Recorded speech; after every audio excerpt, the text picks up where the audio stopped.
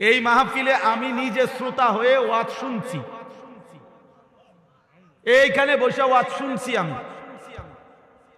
এটা ফল ব্যবসায়ীদের মাহফিল, ঐতিহ্যবাহী মাহফিল, আলহামদুলিল্লাহ। অল্প কয়জন ব্যবসায়ী মনে করেন আফেল উফুল বেচে, কিন্তু আল্লাহর দ্বীনের একটা ফিকির ধারাবাহিক করাতে আজকে তারা পুরো অঞ্চলের জন্য ব্র্যান্ড, তারা একটা প্রতীক। হাজারো মানুষ অপেক্ষায় থাকে যে ফল ব্যবসায়ীদের মাহফিলটা কোন দিন হবে। তাইলে কিছু অল্প মানুষ হোক, সামান্য হিম্মত হোক, কিন্তু আল্লাহর পথে লেগে গেলে, শুরু করলে একদিন আল্লাহ এটাকে অনেক দূর আগায় দেন। এটা একটা গুরুত্বপূর্ণ বিষয়, গুরুত্বপূর্ণ বিষয়। এই জন্য দোস্ত আমি অনুরোধ করছি, আমরা প্রত্যেকে একজনও 2 দিন ব্যাপী এই মাহফিলের লাখ লাখ টাকা খরচ, কারো 10 টাকা, কারো 5 টাকা, কারো কষ্টে ভেজা টাকা, সারাদিন দামাদামি মুলামুলি করে এরপরে অর্জন করা বেচারা লাভের কয়টা টাকার থেকে সে এখানে মাহফিলে দিছে, আখেরাতের আশায় দিছে। আমরা ভিডিও করবো, মোবাইল করবো, ছবি তুলবো, বুট বেচা হবে, বাদাম বেচা হবে, চটপটি বেচা হবে। প্রিয় ভাই, প্রিয় বাবা, এর জন্য এত বড় মাহফিল সাজানো হয় নাই। এটা ইনসাফ না বাপ, এটা ইনসাফ না। 10 লাখ টাকা যদি খরচ হয়, তাহলে এই 5-10 লাখ টাকার মাকসাদ এটা নয়, বরং আখেরাত। আখেরাত, পরকালের একটু সঞ্চয়, আখেরাতের একটু পুঁজি, আখেরাতের পুঁজি। এই জন্য দোস্ত আমি অনুরোধ করছি প্রত্যেকে, আমার কথা হইল মোবাইল চালাবার দরকার তো আপনি বাইরে যান, আল্লাহর কথা দিল দিয়ে শুনেন, দরদ নিয়ে শুনেন। বলতেছিলাম ফেরাউনের মতো কাফেরের কাছেও যখন আল্লাহ তাআলা মুসা আলাইহিস সালামকে পাঠাইছেন, কোরআনে আছে আল্লাহ বলছেন, হে মুসা, ফেরাউনের মতো এই খোদা দাবিদার, এই নিকৃষ্ট কাফের, এত বড় জালেম, তার কাছে তুমি যাও, আমার কথা বলো, কালেমার দাওয়াত দাও। কেন? লাআল্লাহু ইয়াতাযাক্কারু আও ইয়াখশা, এই যে কোরআন শরীফের আয়াত, ফাকুলা লাহু কাওলান লায়্যিনা লাআল্লাহু ইয়াতাযাক্কারু আও ইয়াখশা। এই পাঞ্জাবিওয়ালা, এই পাঞ্জাবিওয়ালা, ঘটনা কি? হুজুর অটো উঠাও, সিএনজি উঠাও, বাজারে দেখো জ্যাম লাগিয়ে গেছে, ওগুলো উঠাও।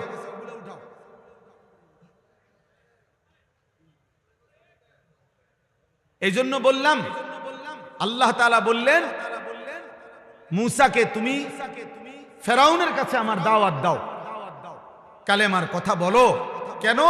লাআল্লাহু ইয়াতাযাক্কারু আও ইয়াখশা, হয়তো সে উপদেশ গ্রহণ করবে অথবা আমি আল্লাহকে ভয় করব। তাহলে ফেরাউনের মতো একজন নিকৃষ্ট কাফের শেষ পর্যন্ত সে কি ঈমান আনছে? কথা বলেন না। কিন্তু তবুও আল্লাহ তাআলা তার কাছেও যখন পেশ করছে দিন, মুসা নবীকে পাঠাইছেন, বলছে আমি আল্লাহর উদ্দেশ্য, হয় সে উপদেশ গ্রহণ করবে নয়তো আমি আল্লাহকে ভয় করব। তাহলে পৃথিবীর নিকৃষ্ট কাফেরের কাছেও আল্লাহর দ্বীন পৌঁছানোর উদ্দেশ্য একটাই, উপদেশ গ্রহণ, আল্লাহকে ভয় করা। তো সেখানে আমাদের কাছে আল্লাহর দ্বীন পেশ করার মাকসাদ কি? তামাশা শুধু? তাইলে আপনি বক্তা যাচাই করে কি লাভ? যে অমুক বক্তার সুরটা ভালো হইছে, অমুক বক্তারে এটা ভালো হইছে। আমার ভাই, এটা দিয়ে কো হবে কি? এটা দিয়ে কি হবে? আখিরাত দরকার, আখিরাত দরকার, আখিরাত দরকার। আপনি যদি বুঝেন তবুও আখিরাত হবে, আপনি যদি না বুঝেন তবুও আখিরাত। ভুলে গেলেও আখিরাত হবে, স্মরণে থাকলেও আখিরাত হবে। গোলামি করলেও আখিরাত হবে, নাফরমানি করলেও আখিরাত হবে। সেজদা দিতে দিতে কেউ আব্দুল কাদের জিলানী হলেও মরে যাবে, নাফরমানি করতে করতে কেউ ফেরাউন নমরুদ হলেও মরেই যাবে।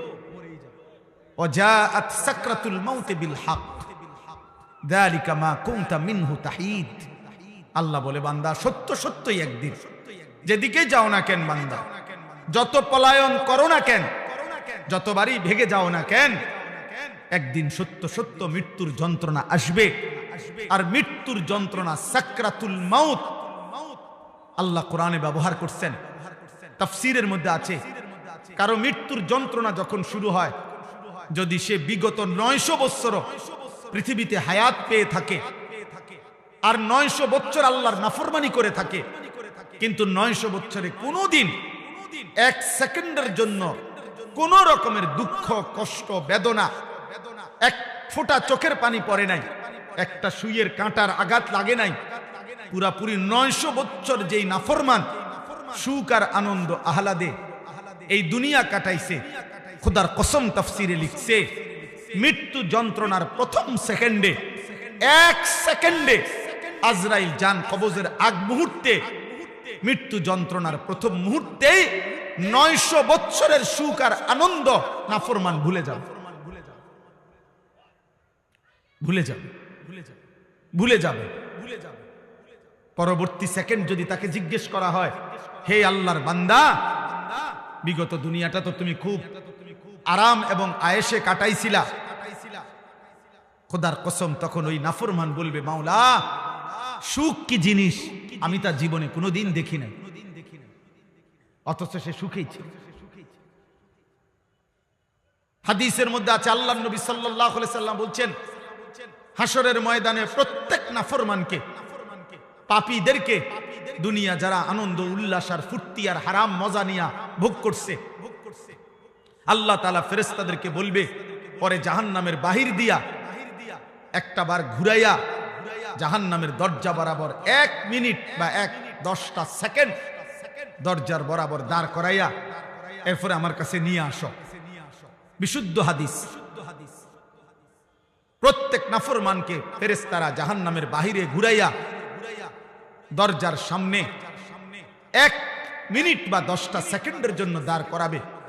জাহান্নামের একটা আগুনের বাতাস তার বুকটা বরাবর একটা ধাক্কা দিবে বাতাস।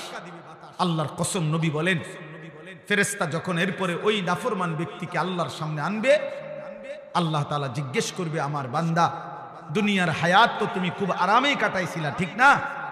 তো সেই নাফরমান পাপী অথচ দুনিয়ায় যে ভোগ বিলাস করছে, সে আল্লাহকে বলবে, রব জীবনে সুখ কি জিনিস আমি তা কোনোদিন দেখি না। জাহান্নামে এখনো ঢোকে নাই, জাহান্নামের প্রথম বাতাসের ধাক্কা। প্রিয় ভাই, প্রিয় বন্ধু, দুনিয়া ভুলাই দেবে, সুখের দুনিয়া, সুখের দুনিয়া। এখনো অনেক ছেলে মাঝখানে মোবাইলের ছবি তুলাইতেছে। ফালতু বাপ, তুমি উঠে গেলে ভালো, আমি তো ভোটের জন্য আসি নাই, কাজে ব্যাপক জনসমর্থন আমার দরকার নেই,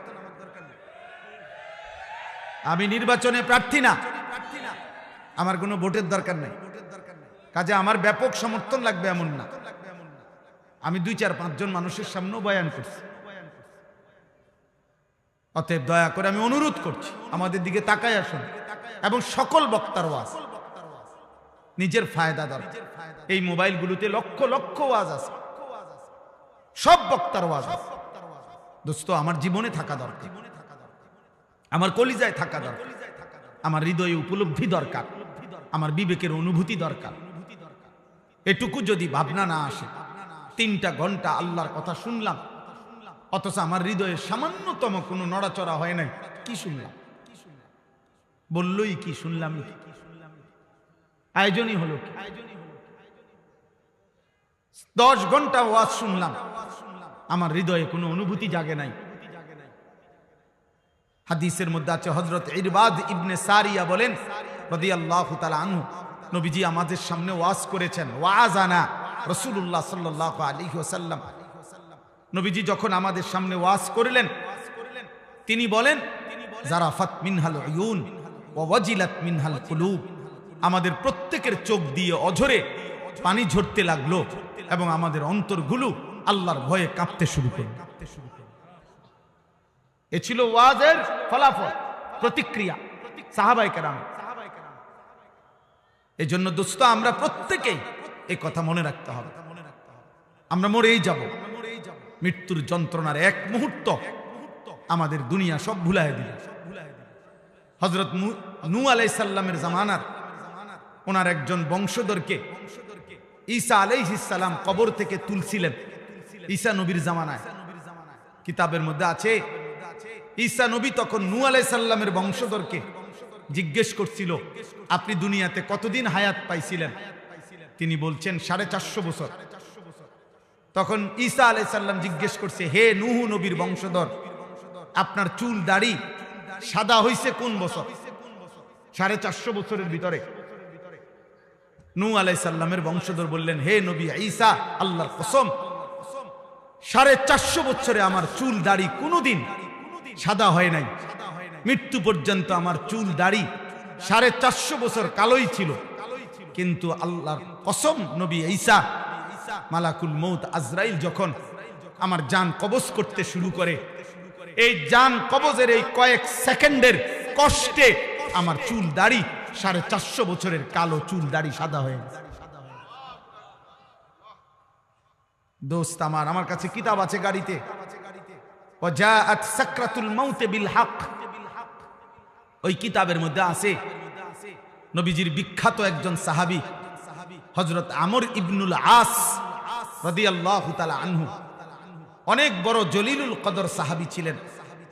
ইসলামের ইতিহাসে রাসূলুল্লাহ সাল্লাল্লাহু আলাইহি সাল্লামের সাহাবাদের মধ্যে সবচেয়ে বড় যোদ্ধা যারা ছিলেন তার মধ্যে উনি একজন।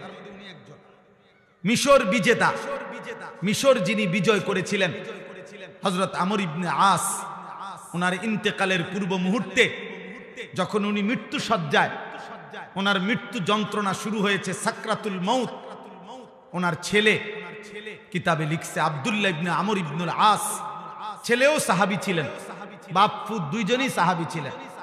ওনার ছেলে আব্দুল্লাহ এই মৃত্যুর পূর্ব মুহূর্তে ওনার আব্বা আমর ইবনে আস রাদিয়াল্লাহু তাআলা আনহুকে জিজ্ঞেস করলেন, আব্বা এই মুহূর্তে মৃত্যু যন্ত্রণা আপনার কাছে কেমন মনে হচ্ছে? আপনি আমাকে একটু বলেন। কসম আল্লাহর, সাহাবী আমর ইবনে আস বলে, ইয়া বুনাইয়া, হে আমার কলিজার টুকরা সন্তান, কাআন্না জিবালাদ দুনিয়া আলা সাদরি, আমার কাছে মনে হচ্ছে পৃথিবীর সবগুলো পাহাড় আমার বুকের উপরে চাপ দিয়ে রাখছে। কাআন্না জিবালাদ দুনিয়া আলা সাদরি, পৃথিবীর সবগুলো পাহাড় আমার বুকে চাপ দিয়ে রাখছে। ওয়া কাআন্নী আতানাফাসু মিন সাকবিল ইবরা, আর তিনি বলে, বাপ আমার, সন্তান আমার, আমার মনে হয় আমি যেন সুইয়ের ছিদ্র দিয়া একটু নিঃশ্বাস নিতেছি। দোস্ত আমার, নবীর 60 বছরের সাহাবী যদি বলে দুনিয়ার সব পাহাড় আমার বুকে চাপা দিয়া রাখছে মৃত্যুর মুহূর্তে, 30 বছরের নাফরমান গত 30 বছর ধরে যে সুদ খায়, এ তার মৃত্যু যন্ত্রণা কি হবে? 365 দিনে খোদার এক বছরে যে কোনো দিন 5 ওয়াক্ত নামাজ পড়ে না, সেই নাফরমানের মৃত্যু যন্ত্রণা কেমন হবে? বছরের পর বছর যারা হারাম খায়, হারাম উপার্জন করে, মিথ্যা বলে, হারাম রোজগার করে, বছরের পর বছর যারা বেপর্দা, বছরের পর বছর যারা রাতের পর রাত যুবক, নারী, ছবি, অস্থি দৃশ্য, উলঙ্গ নাচ গান, মোবাইলের অসভ্যতা নিয়ে ব্যস্ত আছো বাপ, তুমি বাপ যদি মরে যাও, মৃত্যুর মুহূর্তে তোমার যন্ত্রণা কেমন হবে? কেমন হবে? সাথী আমার, দোস্ত আমার, বন্ধু আমার, আমি অনুরোধ করছি, আজ এই 2 দিন ব্যাপী তাফসীরুল কোরআন মাহফিলে আমি ছোট ভাই, আমি অনুরোধ করলাম, কবর ভুলে গেলে চলবে না, মৃত্যু ভুলে গেলে চলবে না। ভুলে গেলে কেউ থাকতেও পারে নাই, অহংকার করে কেউ থাকতে পারে নাই, নাফরমানি করে কেউ থাকতে পারে নাই, আল্লাহর হাত থেকে কেউ ছুটতে পারে নাই, আল্লাহর বাঁধন থেকে কেউ ছুটতে পারে নাই বাপ। আয়াহসাবু আল্লাহ ইয়ারাহু আহাদ, আল্লাহ বলে আমার বান্দা কি জানে না? সে কি ভেবেছে তাকে কেউ দেখে না? আমার থেকে ছুটবা কেমনে বান্দা? আমার থেকে ছুটবা কেমনে? কোরআনুল কারীমের 21 নম্বর পারা, কোরআনুল কারীমের 32 নম্বর সূরা, সূরা সাজদা। এই যে আমরা যে সেজদা দেই নামাজে, এই সেজদা, এই সূরাটার নাম। এই সূরার 5টা আয়াত, 10, 11, 12, 13, 14, 15, না 14, 10, 11, 12, 13, 14, এই মোট 5টি আয়াত আমি আপনাদের সামনে তেলাওয়াত করেছি। এই আর অল্প একটু সময় ইনশাআল্লাহ। আমার মূলত বয়ান করার কথা ছিল মাগরিববার। আমার ব্যক্তিগত সমস্যার কারণে আমি আব্দুল কুদ্দুস ভাইকে বলছিলাম এশার নামাজের পরে বয়ান করব। অল্প একটু সময় আমি আপনাদের সামনে এই 5টা আয়াতের সংক্ষিপ্ত একটু কথা পেশ করতে চাই। তাফসিরুল কোরআন মাহফিলের একটা বড় বৈশিষ্ট্য কোরআনুল কারীমের তাফসির, কোরআনুল কারীমের তাফসির হওয়া।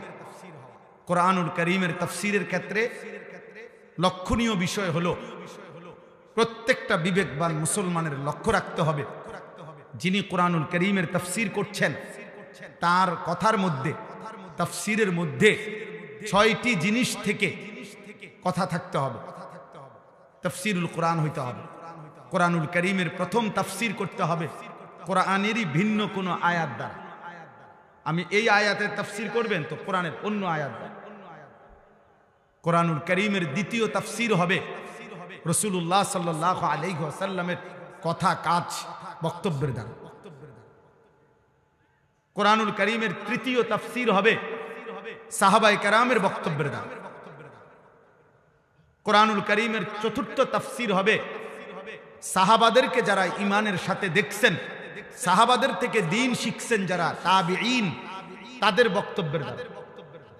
কোরআনুল কারীমের পঞ্চম তাফসির হতে হবে আরবি ভাষায়, বিশুদ্ধ আরবি ভাষায় এই শব্দ যেই অর্থে ব্যবহৃত হয় ওই ব্যবহারের আলোকে।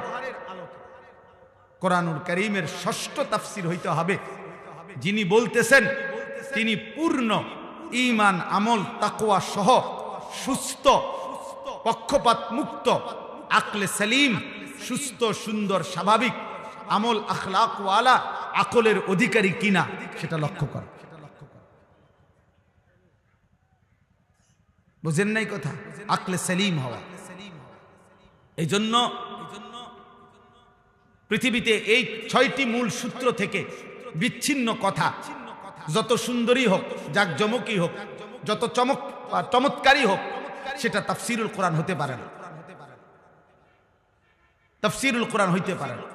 ব্যক্তিগত কথা, নিজস্ব চেতনা, পূর্বসূরীরা কে কি বলছেন এত কিছুর দরকার নাই। আমি বুঝছি এইটা, আমার মত এইটা। এই কথার উপরে রাসূলুল্লাহ সাল্লাল্লাহু আলাইহি ওয়াসাল্লামের কথা, সাহাবাদের কথা, তাবিঈনের কথা, আরবি ভাষার বিশুদ্ধ রীতির কোনো কথা এগুলো নাই। এগুলো বাদ দাও। আমি যেটা বলছি এটা আমি কি কম বুঝি নাকি? না, আপনি কিচ্ছুই বুঝেন না। আপনি ঘোড়ার ডিম বুঝেন, আপনি ঘোড়ার কাঁস বোঝেন, আপনি কিছুই বুঝেন না। আপনি যদি বুঝতেন তো এটা বুঝতেন যে পূর্ববর্তীদের বক্তব্যের আলোকে, রাসূলুল্লাহ সাল্লাল্লাহু আলাইহি ওয়াসাল্লামের আলোকে আপনার ব্যাখ্যা করা উচিত ছিল। এজন্য কোরআনুল কারীমের মধ্যে আল্লাহ তাআলা বলছেন, হে বন্ধু আমার, নবী আমার, কোরআনুল কারীমের অক্ষর হুবহু আমি আল্লাহ যেভাবে নাজিল করেছি হুবহু শতভাগ নিখুঁত মুখস্থ রাখা আপনার অন্তরে, এটা আমি আল্লাহর দায়িত্ব। আপনি যখনই পড়তে চাইবেন, আপনার উম্মতের সামনে পড়তে পারা আপনার এই যোগ্যতা, এই তৌফিক আমি আল্লাহর দায়িত্ব। যখনই আপনি ব্যাখ্যা করতে চাইবেন আমি আল্লাহ কি বুঝাইতে চাইছি, এটা যদি আপনি বিশ্লেষণ করতে যান, সেই বিশ্লেষণটাও বলে দেওয়া আমি আল্লাহর দায়িত্ব। এটা আমার জিম্মাদার। লা তুহাররিক বিহি লিসানাকা লিতাজারা বিহি ইন্না আলাইনা জামআহু ওয়া কুরআনা। আল্লাহ বলেন আপনার অন্তরে কোরআন হুবহু বসিয়ে দেওয়া, মুখস্থ করিয়ে দেওয়া, আপনার জবান দিয়ে যতবার ইচ্ছা আপনার উম্মতের সামনে পড়িয়ে দেওয়া, পড়ার তৌফিক। এর একটু পরে আছে সুম্মা ইন্না আলাইনা বায়ানা। এই বায়ানা মানে অর্থ হলো, বায়ান মানে হলো ব্যাখ্যা, তাফসীর। অতঃপর এই আয়াতগুলোর তাফসীর, ব্যাখ্যা, বিশ্লেষণ বলে দেওয়া, তিনটাই আমি রব আমার নিজ হাতে নিলাম। সুবহানাল্লাহ, সুবহানাল্লাহ। এজন্য রাসূলুল্লাহ সাল্লাল্লাহু আলাইহি ওয়াসাল্লামের প্রতি শব্দ, প্রতি উচ্চারণ, প্রতি বাক্য সব কিছু রব কর্তৃক, আল্লাহ কর্তৃক নিয়ন্ত্রিত। তিনি যখন হাসতেন তো ঠিক কতটুকু হাসবেন এটা আল্লাহ তাআলা নবী সাল্লাল্লাহু আলাইহি সাল্লামকে সাজিয়ে দিয়েছে। তিনি যখন কাঁদতেন তো কতটুকু পরিমাণ কাঁদবেন, কি চিৎকার দিয়া কাঁদবেন, না লাফাইয়া কাঁদবেন, না গৈরাইয়া কাঁদবেন। তা আল্লাহ তাআলা বলেন, বন্ধু আপনার হাসি, আপনার কান্না, আপনার হাঁটা, আপনার চলা, আপনার উঠা, আপনার বসা, আপনার আচরণ, আপনার উচ্চারণ, আপনার রাত, আপনার দিন, আপনার সকাল, আপনার দুপুর, আপনার ঘর, আপনার সংসার, আপনার বাজার, আপনার ব্যবসা, আপনার একাকিত্ব জীবন, আপনার সকলের মাঝে জীবন, স্ত্রীর সাথে আখলাক, সন্তানের সাথে আখলাক, মানুষের সাথে আখলাক, রাষ্ট্র পরিচালনার নীতি সব আমি আল্লাহ একটা একটা করে ঠিক করে দিয়েছি। নবী সাল্লাল্লাহু আলাইহি সাল্লাম বাথরুমে বাম পা দিয়ে ঢুকতেন কেমনে? কেন? সাহাবায়ে কেরাম বুদ্ধি দিছে এই জন্য। ডান পাও দিয়া বের হইতেন কেন? ওই কয়েকজনের থেকে জিজ্ঞাসা লইছে কোন পাও দিয়া বাইর হইলে ভালো হয়, এরপরে নাকি? না না, আল্লাহ ফয়সালা দিছে, আল্লাহ ফয়সালা দিছে। ওয়া ইন্নাকা লা আলা খুলুকিন আযীম, আল্লাহ কসম করে বলেছেন, বন্ধু আমার, দোস্ত আমার, আমি আল্লাহ কসম করে বলছি, আপনাকেই আমি আল্লাহ তাআলা চরিত্রের সম্পূর্ণ সর্বোচ্চ আখলাকের নীতি, নৈতিকতা, চরিত্র, ব্যবহার, আখলাক, উত্তম আচরণ বলতে যা বুঝায় সবকিছুর সর্বোচ্চ মাত্রা, পূর্ণ শিখর আমি আপনাকে দিয়েই, সর্বোচ্চ পূর্ণাঙ্গ চরিত্র আখলাক দিয়েই সাজিয়ে আমি আল্লাহ আপনাকে পাঠিয়েছি। আচে খুবা হামা দারান তু তনহা দার। ইকবাল এর জন্য বলছে, হে নবী মুহাম্মদ, ১৬ লক্ষ নবী এবং রাসূলের যত গুণ, যত সিফাত, সব যদি সব নবীর মুজিজা আদম থেকে ঈসা আপনার একার মাঝে যদি তালাশ করি, আচে খুবা হামা দারান তু তনহা দারি, আপনি একাই সব, আপনি একাই সব। আপনার হাসিও সেরা, আপনার কান্নাও সেরা, আপনার সব সুন্দর, সব সুন্দর, সব সুন্দর, সব সুন্দর। আপনার পরে কোনো কিছুতে, কোনো কিছুর জন্য একটা সুতার বুদ্ধি, এক সুতা, একটা কথা, নতুন বুদ্ধি, নতুন পরামর্শ, নতুন কোন পদ্ধতি বলার জন্য আল্লাহ বলছে, বন্ধু আর কোনো দরকার নাই, সবকিছুর পূর্ণাঙ্গ, সবকিছুর চূড়ান্ত নিয়ম, পদ্ধতি, আদব, আখলাক, শিষ্টাচার, নৈতিকতা, ভদ্রতা, আচরণ, উচ্চারণ সব পূর্ণ করে আপনাকে আমি পাঠাইছি। এই জন্য পরবর্তীতে নতুন করে বলার জন্য আর কিছুর দরকার নাই। এই কারণেও গোলাম আহমদ কাদিয়ানী বেঈমান, বেঈমান, বেঈমান, সে বেঈমান, বেঈমান। খতমে নবুয়ত এটা আমাদের আকীদা, এটা আমাদের আকীদা। কাদিয়ানীরা কাফের,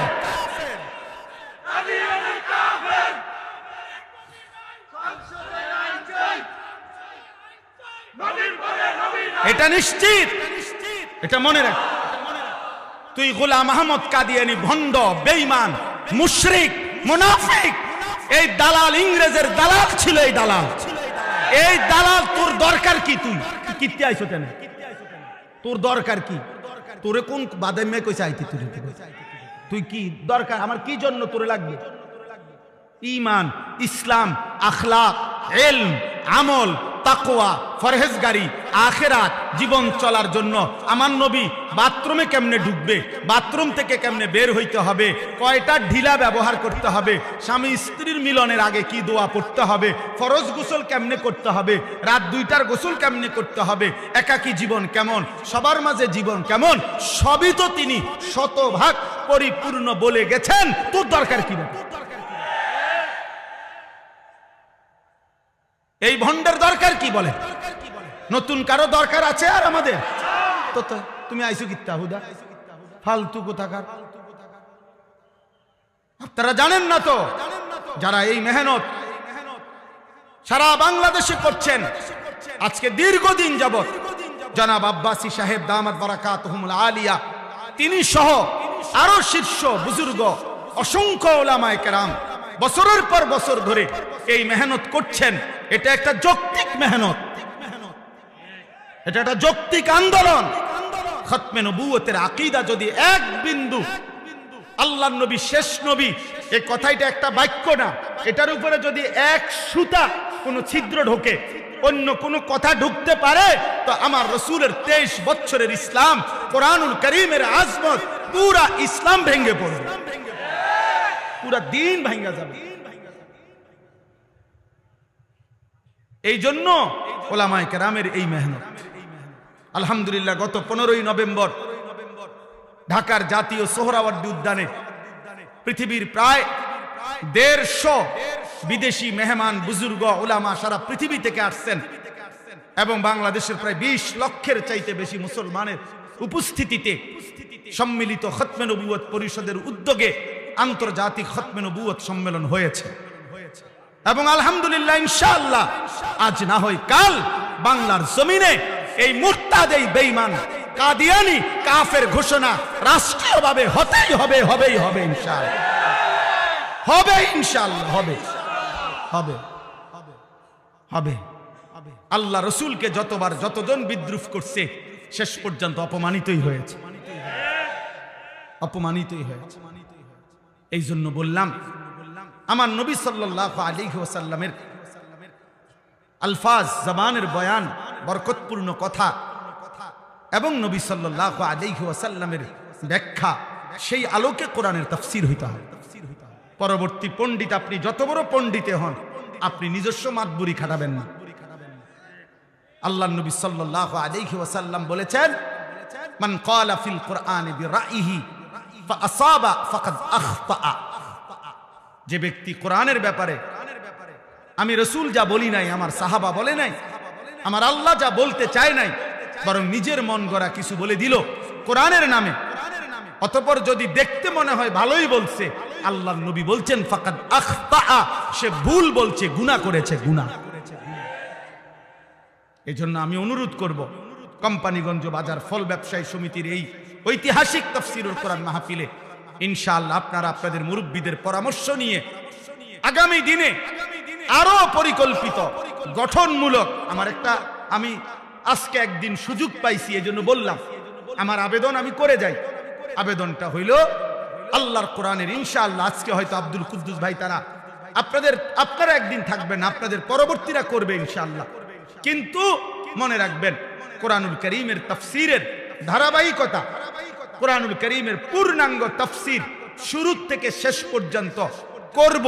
মনে করেন এই স্বপ্ন নিয়া, এই আশা নিয়া আপনারা যদি শুরু করতে পারেন, মালিক চাইলেই যে দূর যাওয়ার যাবে, যত বছর যাওয়ার যাবে, কিন্তু আশা করা যায় আল্লাহ তাআলা আজরে আজিম মহা পুরস্কার দান করবেন। এই জন্য আমি আবেদন করলাম আপনারা দয়া করে ফিকির করেন যে ইনশাআল্লাহ আমরা এই 2 দিন ব্যাপী তাফসীরুল কোরআন মাহফিলের যতজন বক্তা আলোচনা করবেন, তো ইনশাআল্লাহ ইচ্ছে করলে কোরআনুল কারীম থেকে নির্ধারিত আয়াত ধারাবাহিকভাবে বলা সম্ভব। সম্ভব কিনা বলেন? সম্ভব, এটা সম্ভব। আল্লাহর বান্দারা অপেক্ষায় থাকবে বছরের এই 2 দিন যে ইনশাআল্লাহ আমরা কোরআনুল কারীমের গত বছর ওইখান থেকে শুনছি, এবার এখান থেকে শুনব। আমার শায়েখ আরিফ বিল্লাহ আল্লামা মুফতি মুশতাকুন নবী কাসেমি হযরত দামাত বারাকাতুহুম নোয়াখালীতে 5 দিন ব্যাপী ধারাবাহিক তাফসীরুল কোরআন মাহফিল করে এবং আরো অনেক জায়গায় বাংলাদেশের অনেক বুজুর্গ আছেন 15 দিন ব্যাপী, 17 দিন ব্যাপী, 5 দিন ব্যাপী, 7 দিন ব্যাপী কোরআনের ধারাবাহিক তাফসীর এরকম খোলা মাহফিলে করতেছেন। অনেকের আমি একজন আলেমকে বুজুর্গকে দেখছি, উনি আমারে নিজে বলছেন এবং আমি খবরও নিছি, বলছে দীর্ঘ 27 বছরের অব্যাহত তাফসীরের বরকতে আল্লাহ তাআলা আমার জবানে এই এক জায়গায় আল্লাহর কোরআনের তাফসীর শেষ করাই। হতে পারে কিনা? কোনদিন প্রজন্ম হতে পারে আজ আমরা কেউ থাকবো না, হয়তো 50 বছর পরে, 100 বছর পরের কেউ তারা শুনবে যে আমাদের পূর্বপুরুষরা শুরু করে গেছিলেন, আজ আমরা শেষটা শুনলাম। আজ আপনারা শুনছেন আলহামদুলিল্লাহ সূরা, 100 বছর পরের কেউ শুনবে মিনাল জিন্নাতি ওয়ান নাস। সেদিন ওরা গর্ব করবে যে আমাদের পূর্বপুরুষ শুরু করে দিয়েছেন বরকত, এই তো আজ আমরা শেষটা পাই। আল্লাহ তৌফিক দান করে, আল্লাহ কবুল করে নেন। আমার ভাই চলেন আমার আয়াতের তাফসীর তরজমাটুকু শুনেন। আল্লাহ তাআলা বলেন এখানে যেই 5টা আয়াত, এই 5টা আয়াতের বিস্তারিত তাফসীর না, বরং সংক্ষিপ্ত 2টা কথা, অল্প একটু কথা বুঝানোর উদ্দেশ্য। 1 নম্বর কথা হলো রাসূলুল্লাহ সাল্লাল্লাহু আলাইহি ওয়াসাল্লাম মক্কার জমিনে যখন কালেমার দাওয়াত দিতেন, ইসলামের দাওয়াত শুরু করলেন, তো মক্কার কুরাইশ কাফেরদের কাছে প্রত্যেক নবীর, মনোযোগ দিয়ে শুনতেছেন তো, বুটখানা বন্ধ তো, মোবাইল টিফা বন্ধ তো, আর বুট খাইয়েন না, বাঁচলে 2 দিন মাহফিলের পরে আলগা জায়গা গিয়ে বুট খাবে, বলেন ইনশাআল্লাহ। আল্লাহ আপনাদেরকে খুব বুট খাওয়ার তৌফিক দান করেন। জি চলেন।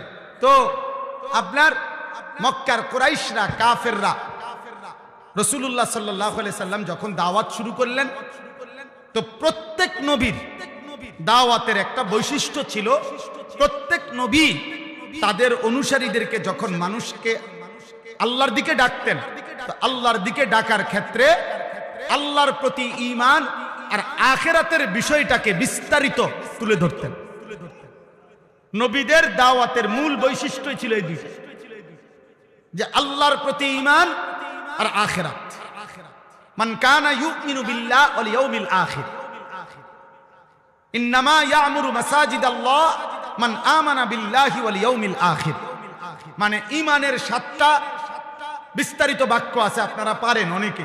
আমানতু বিল্লাহ ওয়া মালাইকাতিহি ওয়া কুতুবিহি ওয়া রুসুলিহি ওয়াল ইয়াউমিল আখির ওয়াল কদরি খাইরিহি ওয়া শাররিহি মিনাল্লাহি তাআলা ওয়াল বা'সি বা'দাল মাউত। কয়টা হলো? 7টা। এই 7টা হলো ঈমানের মৌলিক কথা। এই 7টাকেও যদি আরো ছোট করা হয়, মানে সংক্ষেপ করা হয়, কম কথায় বলা হয় যে ঈমান সংক্ষেপে বলেন কি, তাহলে সংক্ষেপে ঈমান হলো 2 জিনিস। 1 হলো আল্লাহর প্রতি ঈমান, 2 আখিরাতের প্রতি ঈমান। এই 2 কথা হলো বেসিক, এই 2 কথা হলো মূল ফাউন্ডেশন, মূল ভিত্তি। ওই যে ওই বুট খায়, ওই সুল্লাহে হাসে, ভাল লাগছে না ভাইয়া তোমার কওনে? ওর কাছে ভাল লাগছে যে আরে সবাই দেখলো। জি মুসলমানের সন্তান একবার হলো ভাইও, মুসলমানের সন্তান যে বেঈমানদের মতো চুল রাখো, সে বেঈমান কোনোদিনও স্বপ্নেও তোমার জন্য কোনোদিন কল্যাণ কামনা করে না। ইহুদি কোনোদিন তোমার জন্য ভাবে না, খ্রিস্টান তোমার জন্য ভাবে না, মুশরিক বেঈমান তোমার জন্য ভাবে না, পৃথিবীর কোনো ফুটবল খেলোয়াড় তোমাকে নিয়ে ভাবে না, পৃথিবীর কোনো সিনেমার নর্তকী তোমাকে নিয়ে ভাবে না, মোবাইলের কোনো নর্তকী তোমাকে নিয়ে ভাবে না। অতএব তোমাকে নিয়ে ভেবেছেন যিনি, তোমাকে নিয়ে কেঁদেছেন যিনি, তোমার আখিরাতের মুক্তি চেয়েছেন যিনি, তোমার জন্য রাত্র দিন চোখের পানি ফেলছেন যিনি, তোমার জন্য সারা রাত চোখের পানি ফেলে কেঁদেছেন যিনি, তিনি মদিনার বন্ধু রাসূলুল্লাহ সাল্লাল্লাহু আলাইহি ওয়াসাল্লাম। তাকে কেমনে ছেড়ে দিলা? তাকে কেমনে ছেড়ে দিলা? 10 বছরও একবারও কোনোদিন জিজ্ঞাসা করলা না যে আমার রাসূল সাল্লাল্লাহু আলাইহি ওয়াসাল্লাম কেমনে চুল রাখতেন? 10 বছরও মুসলমান একবার জিজ্ঞাসা করলা না যে নবীজির সাহাবারা কিভাবে চুল রাখতেন? আহা, কত বেঈমানের মতো তোমরা চুল কাটো। দোস্ত আমার, এটা নিয়ম। কোন মানুষের দিলের হালাত তার বাহ্যিক আকৃতি, চেহারা দেখে বোঝা যায়। মানুষ চেহারার দিকে তাকাইয়াই বলে ভাই আপনার কি মন খারাপ? যদি মন খারাপ হয় তো সেটা দিলে, কিন্তু চেহারায় প্রকাশ পায়। এজন্য বলে ভাই আপনি তো খুব ফুর্তিতে আছেন মনে হয়। মনে খুব ফুর্তি নাকি? চেহারার মধ্যেই প্রকাশ পায় অন্তরের ফুর্তি। ঠিক তেমনি ভাবে চেহারার এই আকৃতি, খোদার কসম, এটা প্রমাণ করে তোমার হৃদয়ের হালাত। অতএব চুল যার বেঈমানের মতো, চেহারা যার মুশরিকের মতো, চলাফেরা যার বেঈমানের মতো, তো তোমার কলিজার ভিতরে আল্লাহ এবং তার রাসূল আছে নাকি ইহুদি আর খ্রিস্টান বেঈমান আছে, এ কথা স্পষ্ট স্পষ্ট। এজন্য যুবক, মনে থাকলে, বিবেক থাকলে, লজ্জা থাকলে, আত্ম অনুভূতি থাকলে নিজের পরিচয়, বাপের পরিচয়, মায়ের পরিচয়, বংশের পরিচয়, রক্তের পরিচয়, ধর্মের পরিচয়, রবের পরিচয়, বন্ধু রাসূলুল্লাহর পরিচয়, কোরআনের পরিচয়, ইসলামের পরিচয় যদি তোমার মধ্যে থাকে তো বেঈমানের অনুসরণ করো না।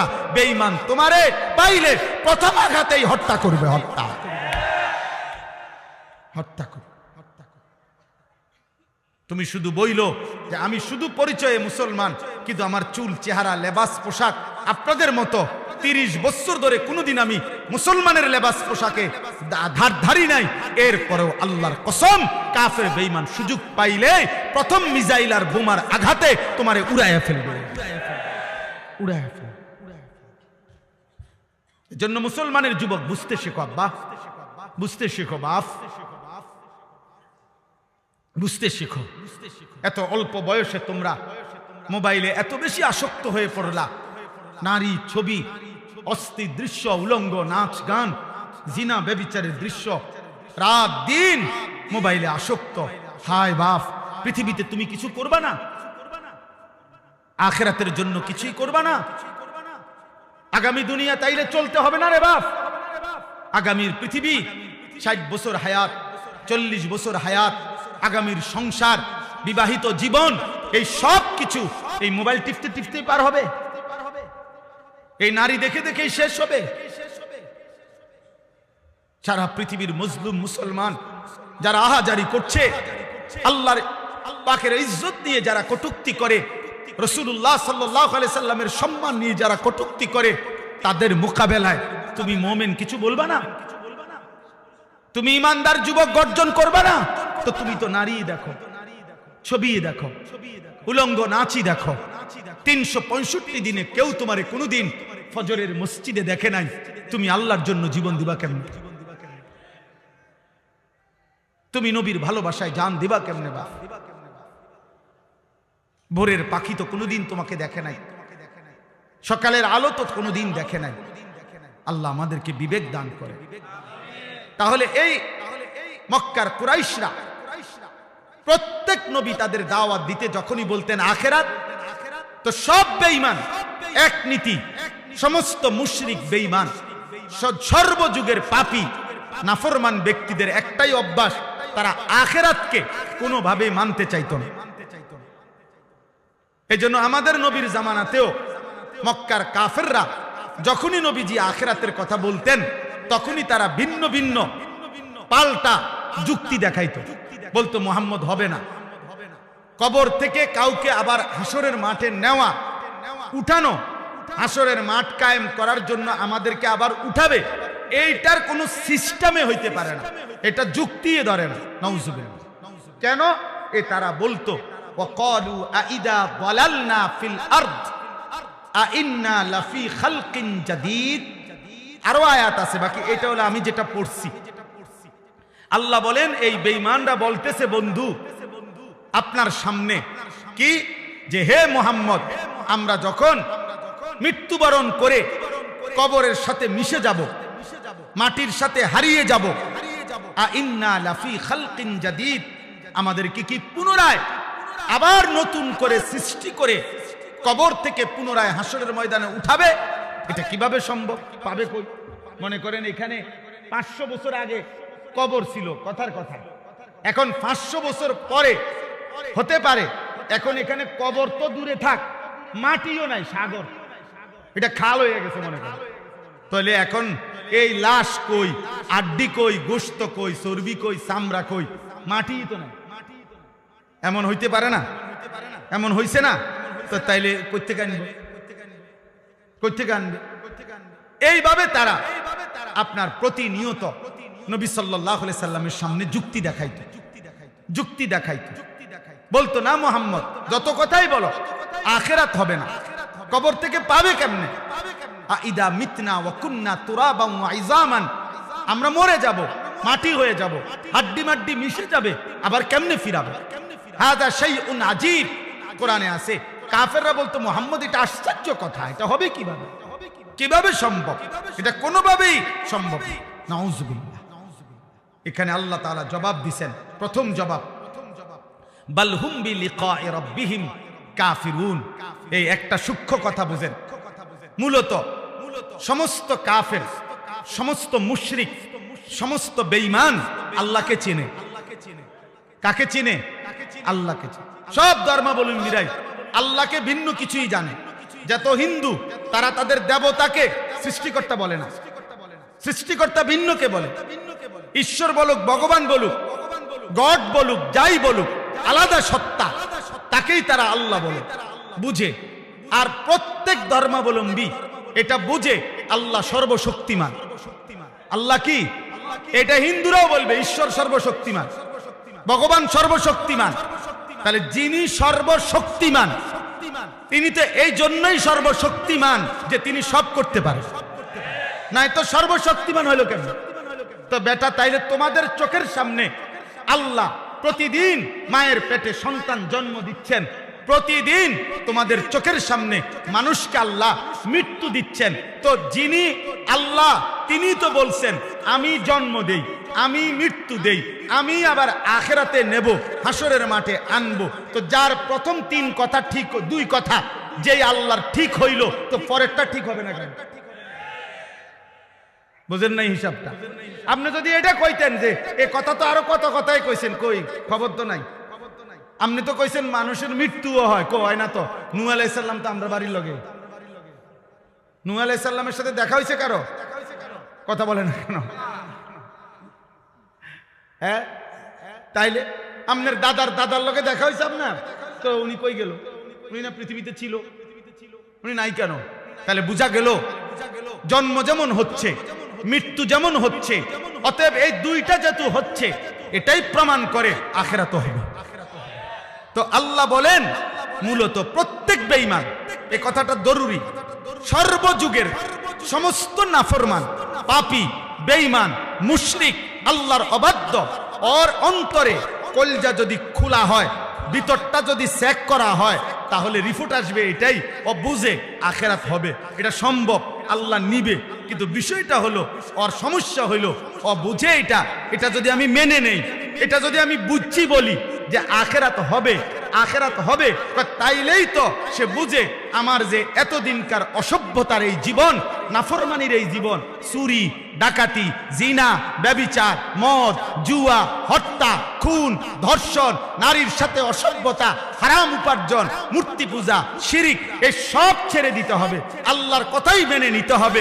এইটা তো সে চাচ্ছে না, আমি মানব না, আমি আমার অবাধ্য আর খেয়াল খুশির জীবন এটাই চালাবো। এই জন্য আল্লাহ বলেন বন্ধু, মূল বিষয় হলো ওরা বুঝে আখিরাত হবে, বাল হুম বিলিকাই রাব্বিহিম কাফিরুন, বরং তারা ইচ্ছা করে আমি আল্লাহর মুখোমুখি হতে চাচ্ছে না। তো এইটা কয় না, আর কি এটা কয় না, বরং আরেকটা অতিরিক্ত বলে যে আখিরাতই হবে না। আরে হবে 100 বার, তোর বাপের আখিরাত হবে, তোর 14 গোষ্ঠীর আখিরাত হবে না কেন? হবে না কেন? হবে হবে।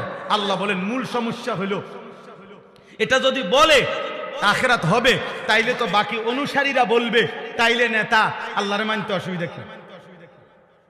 পাটফারি সিটারি ছেড়ে দেন তো, হে তো না, আমি তো সিটারি ছাড়তাম না। এই জন্য সর্বযুগে, এই আমার বাংলাদেশে মনে করেন চুরি, ডাকাতি, জিনা, ব্যভিচার, মদ, জুয়া, ধর্ষণ, নির্যাতন, ইফতিজিং, এই সমস্ত অন্যায় অসভ্যতা বন্ধ হোক, এটা অসংখ্য ভদ্রলোক, অসংখ্য সুশীল, অসংখ্য ভদ্রবেশী মানুষ ওনারা চায় যে এগুলো বন্ধ হয়ে যায়।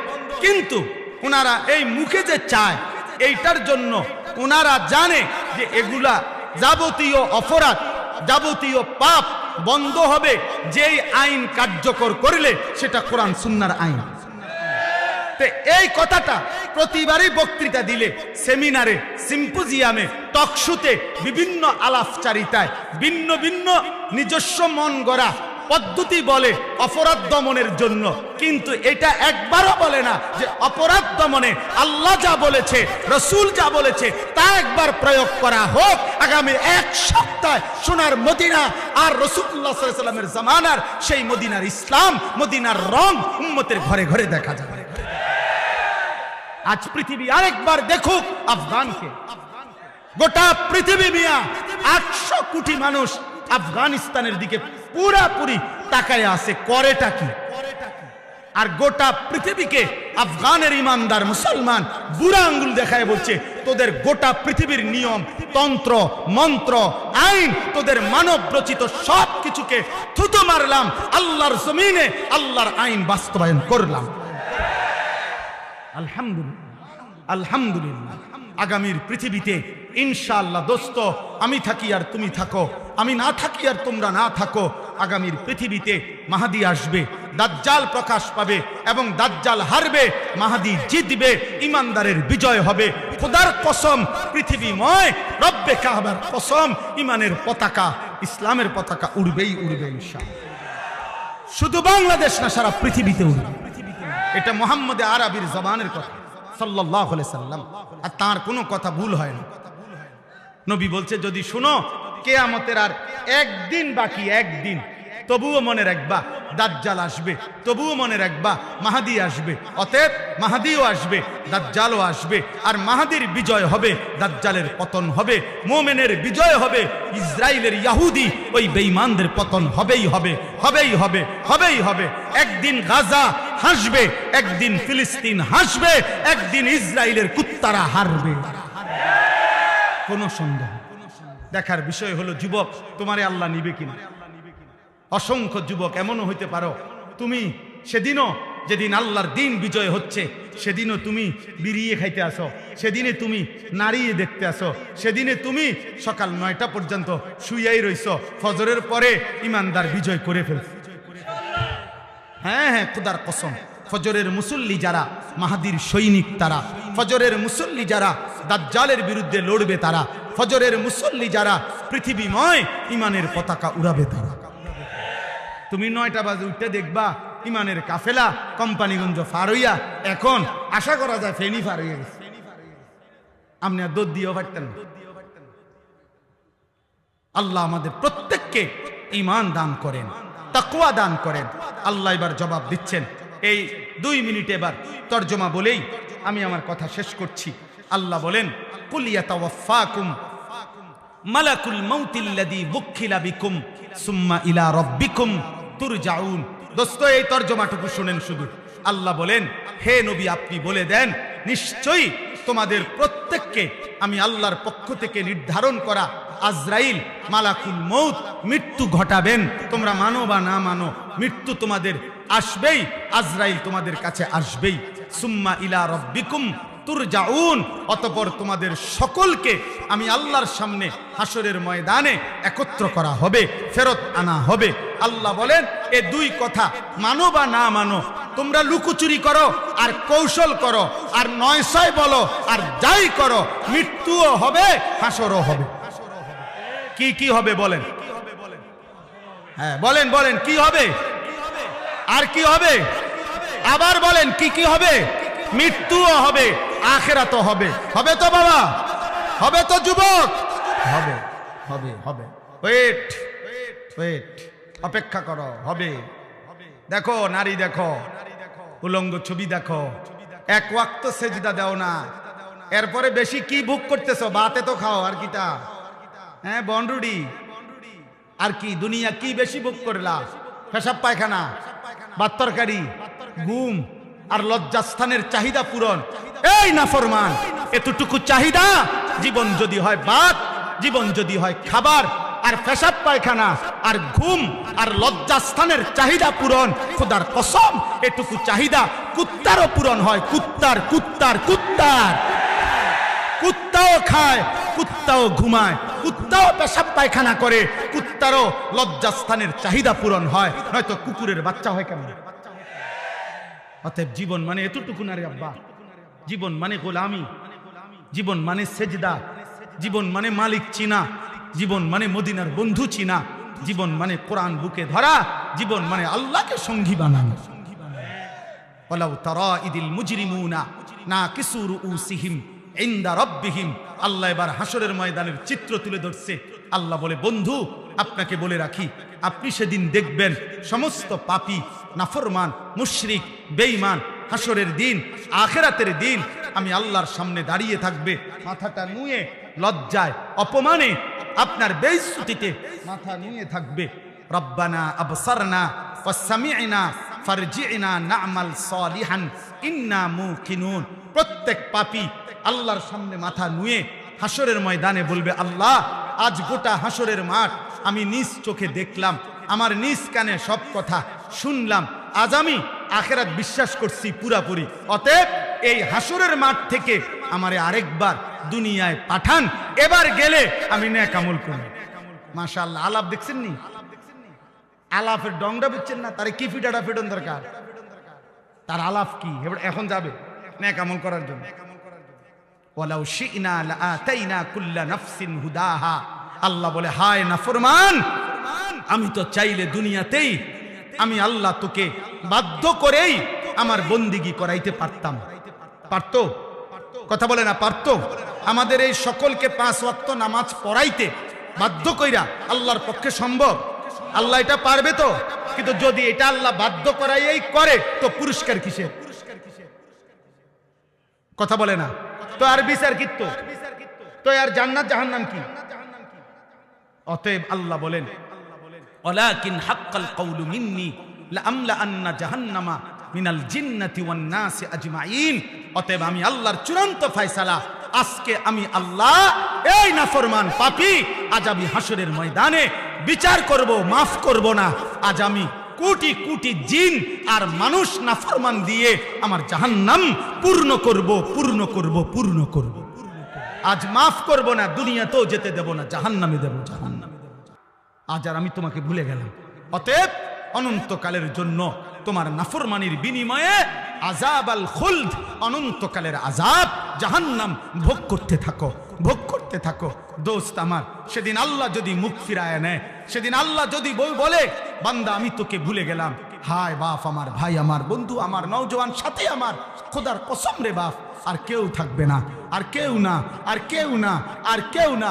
আল্লাহ আমাদেরকে মাফ করে দেন, ঈমানের জীবন দান করেন, উত্তম আখলাক দান করেন, গুনাহ থেকে বাঁচবার তৌফিক দান করেন।